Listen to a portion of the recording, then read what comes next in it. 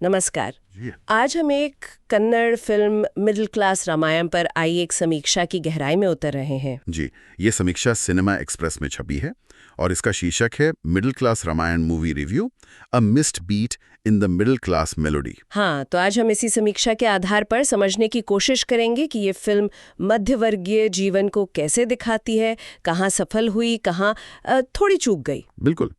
और समीक्षा शुरू में ही कहती है कि ये जो मिडिल क्लास कहानियां हैं ना, ये सिनेमा के लिए बिल्कुल मुफीद होती हैं। इनमें ड्रामा, हास्य, इमोशन सब कुछ होता है। सही। और मिडिल क्लास रामायण भी कुछ ऐसा ही करने की कोशिश करती है।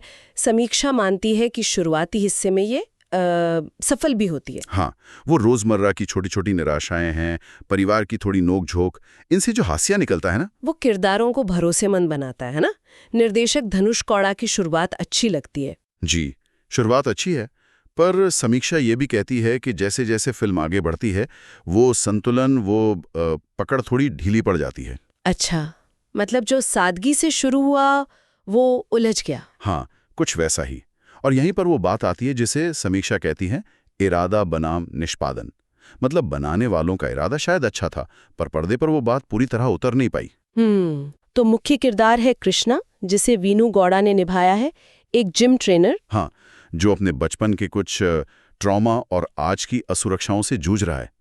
उसका एक सपना है अपना जिम खोलने का। ये तो कहानी का एक मजबूत भावनात्मक केंद्र बन सकता था। बन सकता था, बिल्कुल। पर समीक्षा के अनुसार ये सपना दूसरी कई छोटी छोटी कहानियों और मतलब थोड़े बिखरे हुए लेखन के नीचे दबसा गया है। ओहो, मतलब किरदार को गहराई देने का इरादा तो था। इरादा दिखता है, हाँ, पर उसके जो फैसले हैं, खासकर रिश्तों को लेकर, वो थोड़े उथले से लगते हैं। फिर वही बात, इरादा और निष्पादन में फर्क। और कृष्णा की शादी होती है सौंदर्या से। ये किरदार मोक्षिता पई ने निभाया है, जो टीवी और बिग बॉस से भी जानी जाती हैं। जी और सौंदर्या का किरदार वो है जो अपने सांवले रंग की वजह से काफी कुछ झेल चुकी है। जी समीक्षा कहती है कि मोक्षिता ने इसे काफी शांति और गरिमा से निभाया है। लेकिन यहीं पर समीक्षा एक बहुत ही विवादास्पद मुद्दे की तरफ इशारा करती है। हाँ, बिल्कुल। ये कि फिल्म में मोक्षिता की त्वचा के रंग को आर्टिफिशियली, मतलब कृत्रिम रूप से गहरा दिखाया गया है। क्या? ये तो बहुत अजीब बात है। खासकर आज के समय में। हाँ, समीक्षा इसे एक पुरानी कॉस्मेटिक चाल बताती है, जैसे हीरो गोरा है तो उसके सामने हीरोइन का रंग और गहरा दिखाओ। जी ये समावेशिता का जो संदेश देने की कोशिश हो सकती थी, उसे कमजोर करता है। बिल्कुल। और 2025 में ऐसी चीज, ये तो मतलब समीक्षा यही सवाल उठाती है, क्या मोक्षिता जैसी लोकप्रिय कलाकार का इस्तेमाल करके इस मुद्दे पर बहस छेड़ने का इरादा इस तरह के चित्रण को सही ठहरा सकता है? क्या प्रामाणिकता ज्यादा जरूरी नहीं? यह मुश्किल सवाल है। वाकई। अच्छा, फिल्म में एक पूर्व प्रेमिका का भी जिक्र है। युक्ता परवीन ने निभाया है वो किरदार। हाँ, एक सब प्लॉट है। समीक्षा के हिसाब से ये कुछ लोगों को शायद कहानी से भटकाव जैसा लगे, रफ्तार धीमी करता है। मतलब कहानी में कुछ खास जोड़ता नहीं। शायद नहीं, मतलब हो सकता है जिंदगी ऐसी ही हो, अप्रत्याशित। पर फिल्म के नजरिए से ये कृष्णा के किरदार में कोई गहरी अंतर्दृष्टि नहीं देता, ऐसा समीक्षा का मानना है। लेकिन सहायक कलाकारों की तारीफ हुई है। हाँ, उनकी तारीफ है।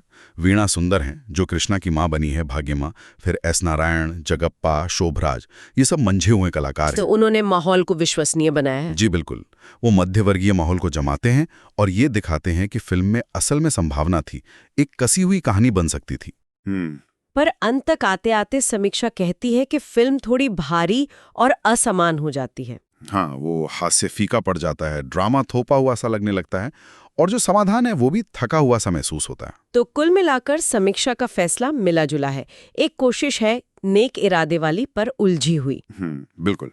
अपनी क्षमता पूरी तरह इस्तेमाल नहीं कर पाई। चिंगारियां हैं पर पूरी आग नहीं जल पाती।